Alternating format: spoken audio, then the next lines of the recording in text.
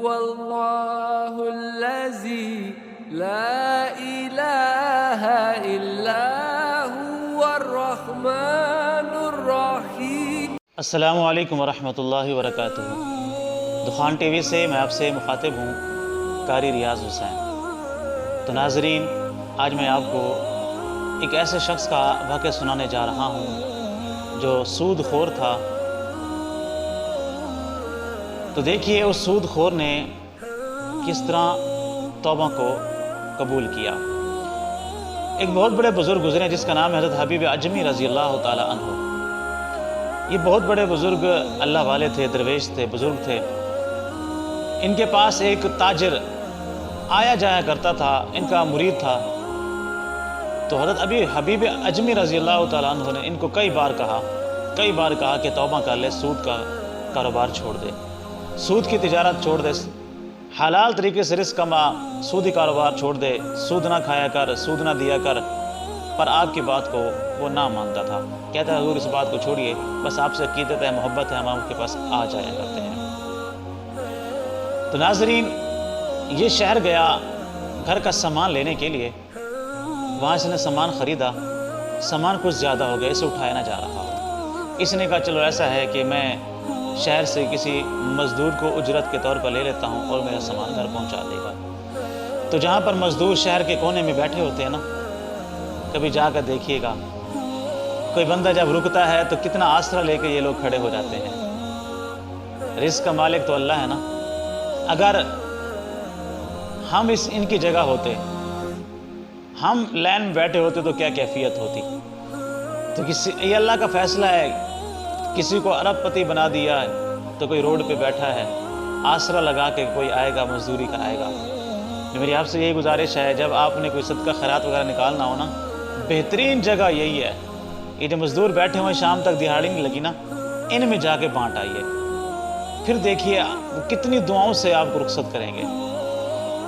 تو وہ شخص گیا، جو مزدور بیٹھے ہوئے تھے وہاں پر اس نے دیکھا کہ کوئی نوجوان ڈھونڈوں تاکہ سامان وزنی ہے وہ اٹھا سکے۔ تو جوان ایک مزدور بیٹھا تھا، کہا یار یہ سامان ہے، میرا گھر نا فلاں جگہ پہ ہے، کافی دور تھا، یہ وہاں تک پہنچانا ہے، کتنی مزدوری لوگ ہوئے۔ اس نے کہا کہ میرا اصول ہے جو بھی کام کرائے میں صرف 3 درہم ہی لیتا ہوں۔ اس نے کہا ٹھیک ہے، سستے میں مزدور مل رہا ہے، ورنہ تو 10-12 درہم تو لوگ لے ہی لیتے ہیں۔ کہا ٹھیک ہے، آپ اٹھائیے سامان۔ کہا آپ 3 کیوں لیتے ہیں، زیادہ کیوں نہیں لیتے؟ کہا میرا 3 میں ہی گزارا ہو جاتا ہے، زیادہ لینے کی کیا ضرورت ہے؟ اللہ 3 درہم روزانہ مجھے دے دیتا ہے، میرے ماں باپ کے ساتھ میرا معاہدہ ہوا ہے کہ 3 درہم روزانہ کے آپ کو کما کے دوں گا۔ انہوں نے کہا ٹھیک ہے، تو میں 3 درہم ان کو کما کے دے دیتا ہوں، اور ہمارے گھر کا گزر بسر 3 درہم میں ہو جاتا ہے، اور اللہ پاک روزانہ کوئی نہ کوئی مزدوری دے ہی دیتا ہے۔ پر میری ایک شرط ہے۔ کہا کون سی؟ مزدور نے کہا کہ جب نماز کا وقت ہوگا، ہم نکلیں گے یہاں سے، تو میں یہ سامان آپ کو رکھ دوں گا، پہلے جا کے نماز پڑھوں گا۔ اس نے کہا ٹھیک ہے، مجھے کوئی اعتراض نہیں ہے، آپ نماز پڑھ لیجیے گا۔ تو ناظرین، سامان اٹھا کے نہ چل پڑے، سامان تھوڑا بھاری تھا۔ راستے میں گئے تو دیکھا کہ وہ مزدور پسینہ پسینہ ہو چکا ہے۔ اس شخص نے کہا کہ ایسا ہے کہ اگر آپ کہو تو میں تھوڑا سا اٹھا لوں سامان اور آپ کی طبیعت تھوڑی ٹھیک ہو جائے۔ تو اس نے کہا نہیں، ایسا نہیں ہے، پیسے میں نے لیے ہیں تو سامان بھی میں اٹھاؤں گا، آپ کو نہیں دوں گا، کیونکہ میں نے اس کام کی اجرت لی ہے۔ قربان جاؤں ایسے مزدوروں پر۔ مزدور بھی کچھ ہوتے بد نیت، پر یہ تو کوئی خالص ہی اللہ والا تھا۔ کہا نہیں حضور ایسا نہیں ہے، میں نے پیسے لیے، اجرت لی ہے، تو کام میں خود ہی کروں گا۔ سفر جاری ہوا، ظہر کی نماز کا وقت ہوا، نماز پڑھی، نماز پڑھنے کے بعد پھر سفر جاری کیا۔ آخر کار یہ عصر سے پہلے وہاں پہنچ گئے۔ جب وہاں پر پہنچے تو اس تاجر نے اپنی بیوی سے کہا جلدی جلدی کھانا تیار کر دو تاکہ یہ کھانا کھا سکے، بڑی دور سے اتنا سامان اٹھا کے آیا ہے، پریشان ہوا ہے، پسینے پسینے ہو گیا تھا۔ تو کہا ٹھیک ہے، میں کھانا تیار کرتی ہوں۔ تو اس نے کہا کہ مزدور سے کہ آپ بیٹھ جائیے تاکہ ہم کھانا تیار کریں اور آپ کھانا کھا لیں۔ تو مزدور کہنے لگا کس کے لیے کھانا تیار ہو رہا ہے؟ کہا آپ کے لیے۔ کہا نہیں، میں روزے کی حالت میں ہوں، رمضان کا مہینہ نہیں تھا ناظرین، ویسے عام روٹین تھی، میں نفلی روزے رکھتا ہوں، میں کوئی روزہ نہیں چھوڑتا، سارے روزے رکھتا ہوں۔ کہا آپ روزے کی حالت میں ہیں؟ وہ تاجر نا اندر ہی اندر اپنے آپ کو کوسنے لگا کہ یار میں نے کیا کیا، ایک روزے دار سے اتنا بوجھ بھاری سامان اٹھوایا ہے، پسینے سے پسینے شرابور تھا، کاش میں اس کو ایسے ہی پیسے دے دیتا، یہ سامان خود اٹھا کے لے آتا کچھ راستہ۔ کہا چلو یار ٹھیک ہے، آپ اگر روزے کی حالت میں ہیں تو ایک میری گزارش ہے کہ افطاری آج میرے پاس ہی کر لو۔ تو اس مزدور نے کہا چلو کوئی بات نہیں، اگر آپ خواہش ظاہر کر رہے ہیں تو افطاری آپ کے پاس ہی کر لوں گا۔ پر یہ اتنا وقت جو پڑا ہے میں یہاں بیٹھ کے ضائع نہیں کرنا چاہتا، یہ بتاؤ مسجد کہاں پہ ہے، میں اپنا بقیہ وقت وہاں پر گزارنا چاہتا ہوں۔ اس بندے نے کہا فلاں جگہ پہ ہماری مسجد ہے۔ تو وہ نوجوان وہاں مسجد میں چلا گیا اور اللہ کی حمد و ثنا کرنے لگا۔ شام کو افطاری کا وقت ہوا تو انہوں نے آ کے افطاری کی۔ افطاری کرنے کے بعد کہا مجھے اجازت دو، کہا اب تو رات ہو گئی ہے، گھر کیسے جاؤ گے؟ ایسا ہے کہ اگر آپ برا نہ سمجھیں تو آج رات یہیں ہمارے گھر ٹھہر جاؤ، آپ کو ہم یہاں بیٹھک میں سلا دیں گے۔ اس مزدور نے کہا چلو ٹھیک ہے، ویسے آپ نے ٹھیک کہا ہے، سفر دور کا ہے میرا، رات کو سفر مشکل کروں گا تو میں یہاں ٹھہر جاتا ہوں۔ ویسے میں نے ماں باپ سے کہا ہوا ہے کہ کبھی کبھار اگر میں دور کہیں کام پہ چلا جاؤں تو رات وہاں ٹھہر جایا کرتا ہوں، ان کو پتہ ہے، کوئی بات نہیں، میں رات یہاں ٹھہر جاتا ہوں۔ تو ناظرین رات اس مزدور نے وہاں پر گزاری، اور جو اس نے رات گزاری وہ بھی دیکھنے والی تھی۔ نماز عشاء کی پڑھ کے آیا، گھر والوں سے کہا کہ مجھے مصلی لوٹا دے دیجیے تاکہ میں یہاں بیٹھ کے آپ کی بیٹھک میں اللہ کو راضی کر سکوں۔ تو وہ مزدور بیٹھ کے مصلی پہ اللہ کی حمد و ثنا کرنے لگا۔ اب میاں بیوی ایک کمرے میں آئے، اپنے میں باتیں کرنے لگے کہ بہت ہی نیک انسان ہمیں ملا ہے جو مزدوری کرنے کے گھر سے ہمارے پاس آیا ہے۔ اور اس تاجر کی نا ایک بیٹی تھی جو اپاہج تھی۔ اپاہج مطلب ہاتھوں سے بھی معذور تھی، ٹانگوں سے بھی معذور تھی، ایک ہی چارپائی پہ پڑی رہتی تھی۔ وہ دوسرے کمرے میں انہوں نے ان کو رکھا ہوا تھا، بس روٹی شوٹی کھلا آتے۔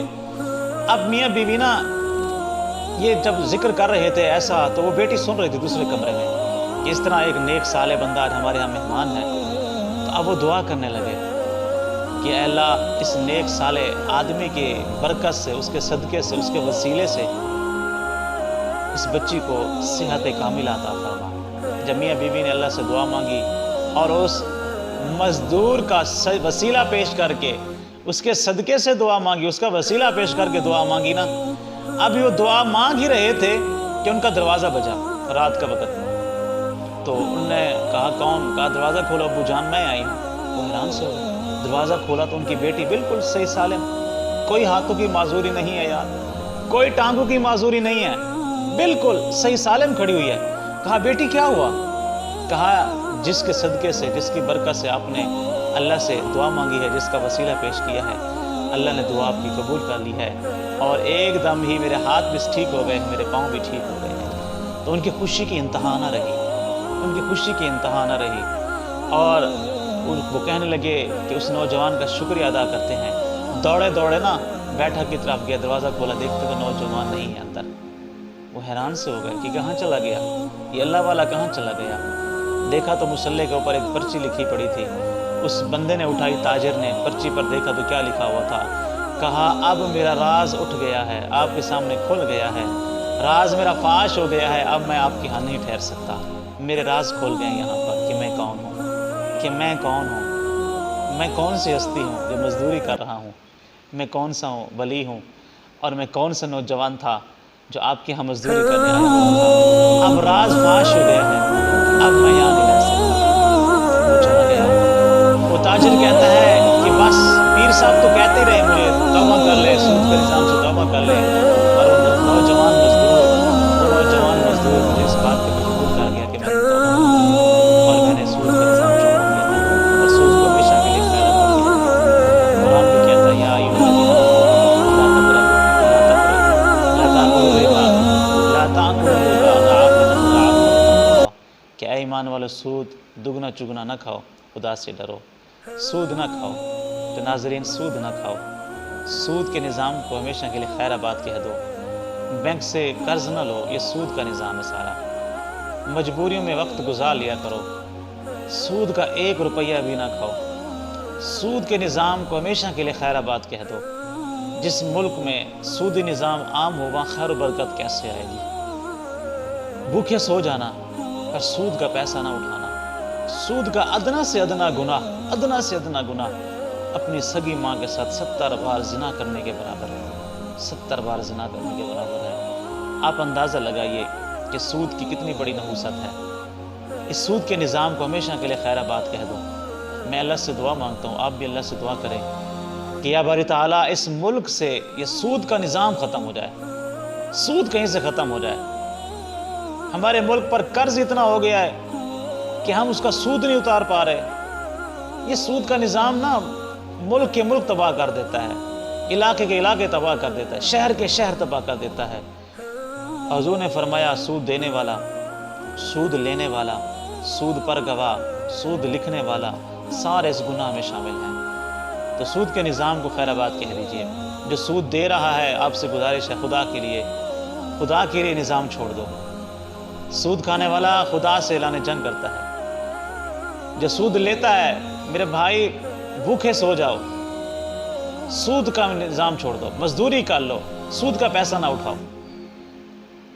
تو میری دعا ہے کہ اللہ تبارک و تعالیٰ اس ملک سے سودی نظام ہمیشہ کے لیے ختم فرما دے، اور ہم سب مسلمانوں کو صحیح معنوں میں تجارت کرنے کی بھی توفیق عطا فرمائے، اس ملک کو امن کا گہوارہ بنائے، اس ملک میں اللہ تبارک و تعالیٰ ہمیشہ کے لیے امن اور خوشحالی عطا فرمائے۔ السلام علیکم ورحمۃ اللہ وبرکاتہ۔ دخان ٹی وی کو سبسکرائب کرنا مت بھولیے گا۔